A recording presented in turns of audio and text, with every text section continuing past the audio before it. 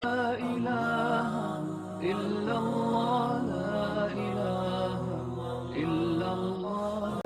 کریم صلی اللہ علیہ وسلم کو جب اللہ تبارک و تعالیٰ نے معراج کرائی تو یہ معراج جو ہے اس کا سفر اللہ نے مسجد حرام سے شروع کیا۔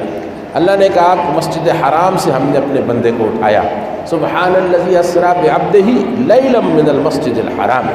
اب مسجد حرام سے ایک ہی رات میں اللہ نے اپنے بندے کو اٹھایا، مسجد حرام سے اس کا سفر کا آغاز ہوتا ہے الی المسجد الاقصی، اور مسجد اقصی تک لے کر جاتے ہیں۔ لے کر جانا تو آسمانوں کے اوپر ہے، نظارت تو ملکوت السماوات والارض کا کرانا ہے، لیکن آغاز جو ہے سفر کا وہ مسجد حرام سے ہے، کیونکہ مسجد حرام جو ہے وہ رسول کریم صلی اللہ علیہ وسلم کی امت کا قبلہ بننا ہے۔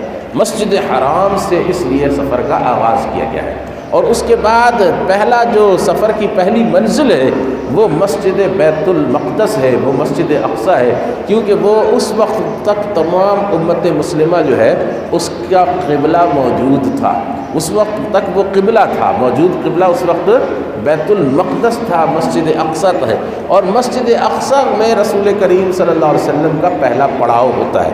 آپ صلی اللہ علیہ وسلم پہلے مسجد اقصی کے اندر آ کے رکے، کہ اب آپ صلی اللہ علیہ وسلم کے ساتھ حضرت جبرائیل امین آپ کی معیت کر رہے ہیں، آپ کے ساتھ لے کر چل رہے ہیں۔ تمام انبیاء علیہ السلام کو رسول کریم صلی اللہ علیہ وسلم کے ساتھ ملاقات کے لیے لایا گیا۔ آپ ان میں سے کچھ سے ملتے ہوئے گئے، حضرت جبرائیل امین آپ کو بڑھا رہے ہیں آگے، اور مسجد کے اندر لا کر مصلی کے اوپر کھڑا کیا گیا، اور حضرت جبرائیل امین نے کہا کہ آپ باقی انبیاء کو نماز پڑھائیں۔ اب یہ کیا ہے؟ یہ ایسے عالم بالا کے معاملات ہیں کہ جو ہمارے علم میں نہیں۔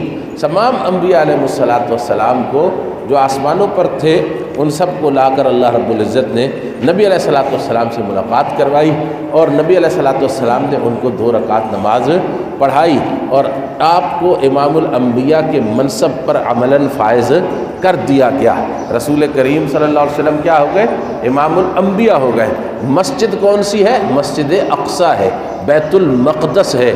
آپ صلی اللہ علیہ وسلم نے انبیاء کی امامت کہاں کرائی ہے؟ انبیاء کی امامت آپ نے مسجد اقصی میں کرائی ہے۔ عملی طور پہ، حقیقی طور پہ تو اللہ رب العزت کے علم میں آپ تھے ہی امام الانبیاء، آپ کو لایا ہی اس لیے گیا تھا دنیا کے اندر کہ آپ کو امامت اور نبوت کے منصب اعلیٰ کے اوپر فائز کیا جائے گا، لیکن رسول کریم صلی اللہ علیہ وسلم کی امامت انبیاء کا جو عملی مظاہرہ ہے وہ مسجد اقصی کے اندر ہو رہا ہے، اور تمام احادیث کی کتاب معراج کی جو واقعات بیان کرتی ہیں ان میں بتاتی ہیں کہ رسول کریم صلی اللہ علیہ وسلم نے 2 رکعت نماز انبیاء علیہ السلام کو پڑھائی۔ اس میں حضرت آدم علیہ السلام سے لے کر عیسیٰ علیہ السلام تک تمام انبیاء علیہ السلام موجود تھے۔ سبسکرائب کریں، شیئر کریں اور بیل آئیکن کو دبانا نہ بھولیں۔